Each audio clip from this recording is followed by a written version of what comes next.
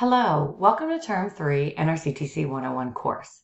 My name is Dr. Brianne Wynn, and I will be your instructor for this course over the next 8 weeks.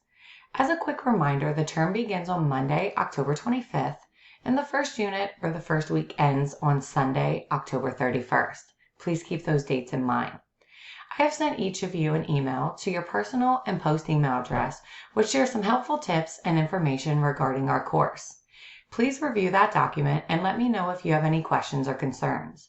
Additionally, I encourage you to click on the Meet the Instructor tab on the left-hand side of the Blackboard screen in the purple pane. You can find my contact information there, as well as read some information about me. Once you do this, I encourage you to go to the Unit 1 discussion board and introduce yourself to your classmates and to me. This is where a lot of the magic happens, so please make sure that you're being interactive in the discussion board. Lastly, I encourage you to click on the Course Information tab on the left-hand side of the Blackboard screen as well, that's in the purple pane, and look at the syllabus. You can download it and save it to the device that you're using, as well as print a copy of it if you choose to do so. This course syllabus will be super helpful for the next 8 weeks.